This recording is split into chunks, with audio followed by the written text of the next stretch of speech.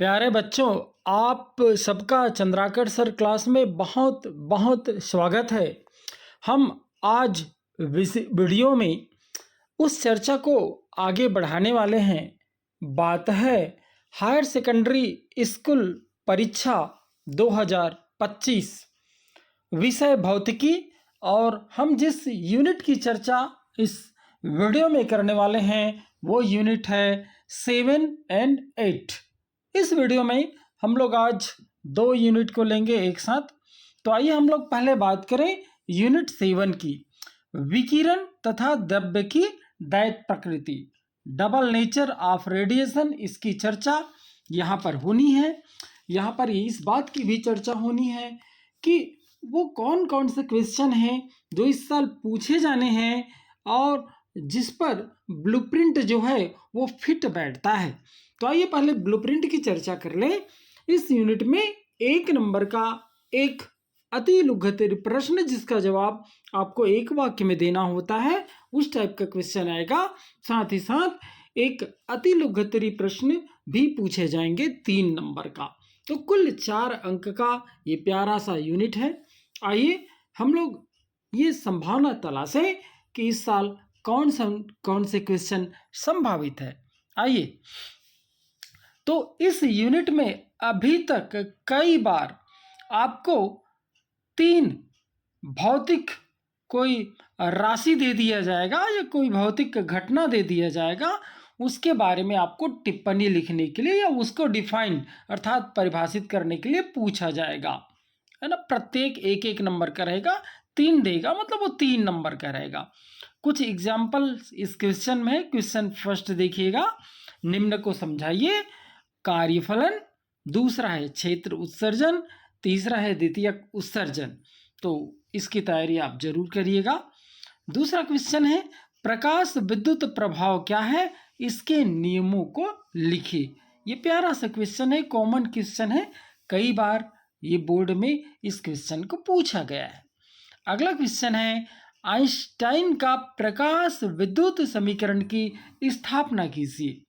आपको प्रकाश विद्युत समीकरण की स्थापना करना है आइंस्टाइन का। इसके बाद है, इसी क्वेश्चन को आगे बढ़ा देते हैं। तो आइंस्टाइन के प्रकाश विद्युत समीकरण की सहायता से प्रकाश विद्युत प्रभाव की व्याख्या कीजिए। तो यहाँ पर क्वेश्चन थर्ड यदि पूछता है तो यहाँ आपको स्थापना तो नहीं करना है, सीधा समीकरण को लिखना है और उस समीकरण की सहायता से प्रकाश विद्युत प्रभाव के जो 4 नियम हैं उसकी व्याख्या हमें करनी है। तो दोनों क्वेश्चन में अंतर आप लोग समझ रहे होंगे, ध्यान दीजिएगा। अगला क्वेश्चन है प्रकाश विद्युत प्रभाव की व्याख्या में तरंग सिद्धांत की असफलता पर प्रकाश डालिए। आपको प्रकाश विद्युत प्रभाव की व्याख्या हम लोग कैसे करते हैं, है ना। हम लोग तरंग सिद्धांत के द्वारा नहीं कर सकते, है ना। हम लोग फोटोन, प्रकाश को फोटोन मतलब एक बंडल ऊर्जा का एक कण मान करके करते हैं। तो यही बताना है कि इसकी व्याख्या में तरंग सिद्धांत असफल कैसे हुआ, इसकी व्याख्या जरूर करिएगा। अगला क्वेश्चन है डी ब्रॉगली तरंग, उसी को द्रव्य तरंग भी बोलते हैं, वो क्या है आपको बताना है। साथ ही साथ इसके तरंग दैर्घ्य अर्थात तरंग लंबाई के लिए सूत्र की स्थापना भी करनी है। अगला क्वेश्चन है एक न्यूमेरिकल टाइप का क्वेश्चन है। इस यूनिट से न्यूमेरिकल कई बार पूछे गए हैं, तो हम उसमें भी पीछे ना रहें। क्वेश्चन ये रहा 6, एक इलेक्ट्रॉन 100 वोल्ट विभवांतर द्वारा त्वरित होता है, इलेक्ट्रॉन से संबद्ध डी ब्रॉगली तरंगदैर्घ्य की गणना कीजिए।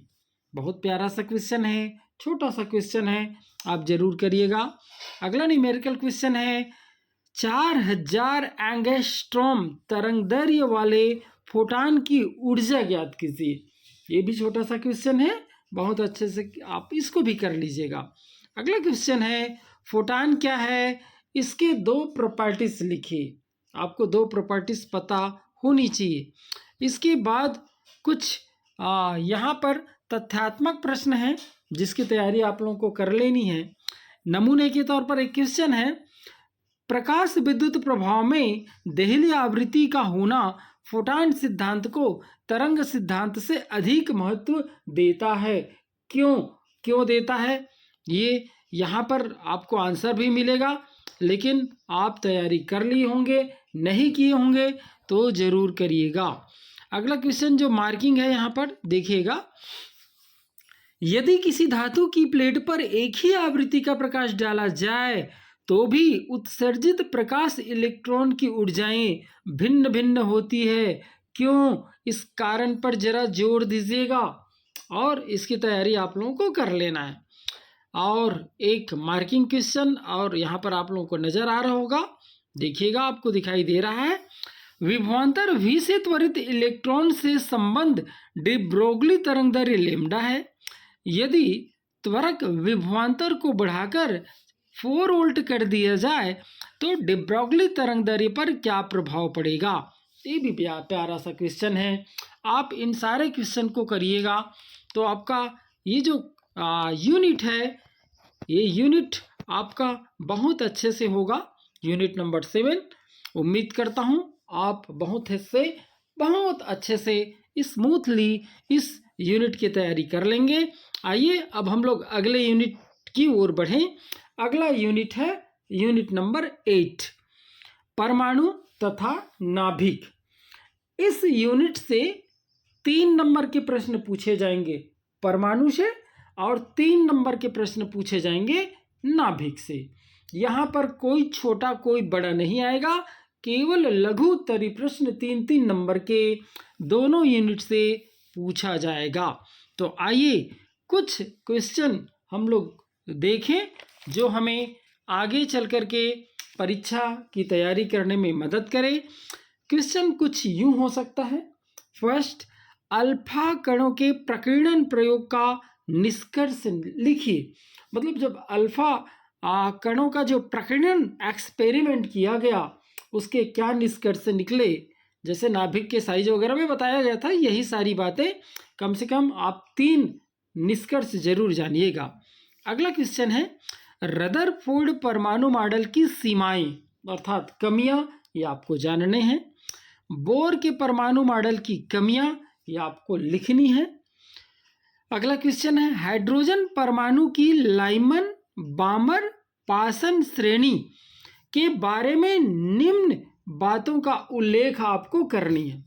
प्यारे बच्चों, मैं आपको बताना चाहूँगा कि ये जो 3 सीरीज यहाँ पर प्रश्न में आप लोगों को दिखाई दे रहा होगा, लाइमन बामर पासन, ये एक साथ तीनों नहीं पूछे जाएंगे, है ना। किसी के में लाइमन पूछ देगा, किसी के में बामर पूछ देगा, किसी के में पासन पूछ देगा, लेकिन आपको तो ये पता नहीं है ना आपके में कौन सा सेट आएगा। तो कम से कम आप इस तीनों श्रेणी का तैयारी करके जाइएगा। अच्छा, कैसे तैयारी करिएगा?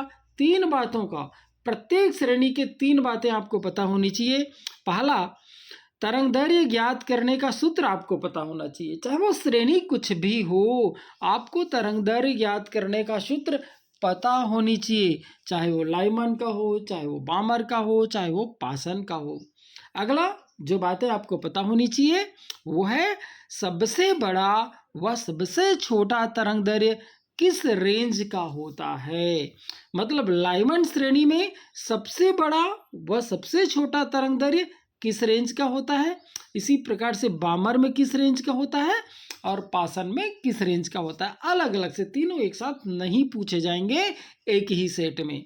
अगला जो बातें आपको इन तीनों श्रेणी के बारे में पता होनी चाहिए वो ये है कि ये जो श्रेणी है ना, वो है ना, ये जो श्रेणी है वो स्पेक्ट्रम के किस क्षेत्र में पड़ता है। अब स्पेक्ट्रम के तो कई क्षेत्र है, आप लोगों को पता है ना, गामा से लेकर के रेडियो तरंग की बहुत 6-7 है, वो किस क्षेत्र में पड़ता है ये आपको पता होनी चाहिए।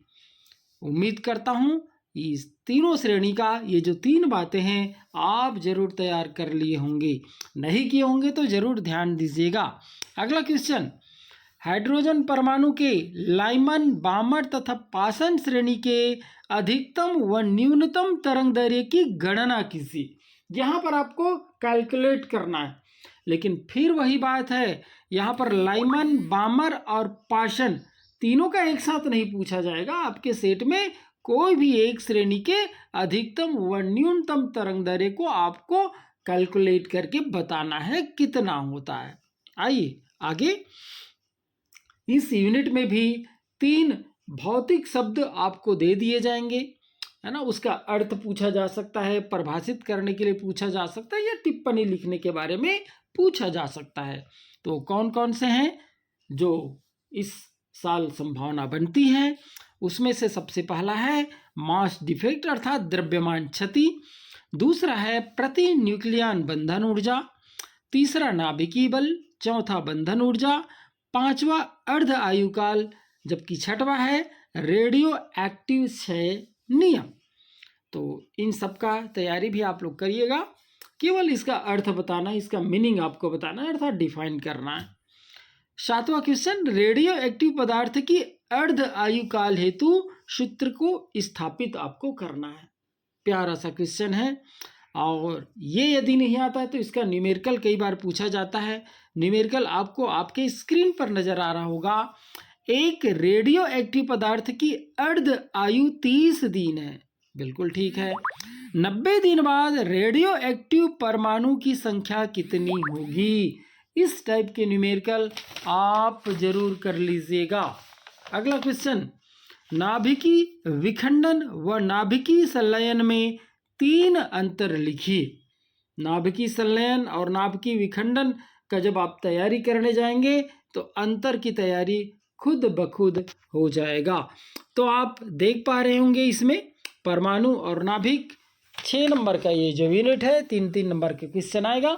एक चीज़ और है इस यूनिट में जिसकी तैयारी आप लोग कर लेंगे, वो ये है रदरफोर्ड के परमाणु मॉडल। अभी आपने देखा ना क्वेश्चन में रदरफोर्ड, ये दूसरा देखिए रदरफोर्ड के परमाणु मॉडल की सीमाएं, इसी प्रकार से बोर के परमाणु मॉडल की कमियां या सीमाएं। तो ये क्वेश्चन लगे हाथ और तैयार कर लीजिएगा। रदरफोर्ड के परमाणु मॉडल और बोर के परमाणु मॉडल में क्या अंतर है? जो अंतर के कुछ बिंदु हैं, 2-3 बिंदु, उसको जरूर आप ध्यान दीजिएगा, जरूर आप इसको ध्यान दीजिएगा। तो यदि आप इतने क्वेश्चन कर लेते हैं तो प्रोबेबिलिटी अर्थात संभावनाएं बढ़ जाती हैं कि हम कैसे इस यूनिट में स्कोर कर पाएँ, और ये जो हमारा स्कोर है पूरे पेपर में परिलक्षित हो। उम्मीद करता हूँ ये जो दोनों यूनिट का ये जो वीडियो है आपको तैयारी करने में ज़रूर मदद करेगा। इसी उम्मीद के साथ कि आपका एग्ज़ाम बहुत अच्छे से जाए, क्योंकि समय बहुत नज़दीक आ गया है, आप अच्छे से तैयारी में जुट गए होंगे। अगले यूनिट में हम लोग चर्चा करेंगे सेमीकंडक्टर और संचार व्यवस्था का। तो उम्मीद करता हूँ आप ज़रूर इस वीडियो का लाभ उठा करके कोशिश करेंगे कि हम इन दोनों यूनिट से अधिक नंबर कैसे ले पाएँ। तो चलिए, आपको ये वीडियो मदद पहुँचाए, इसी उम्मीद के साथ आप सबका बहुत बहुत धन्यवाद।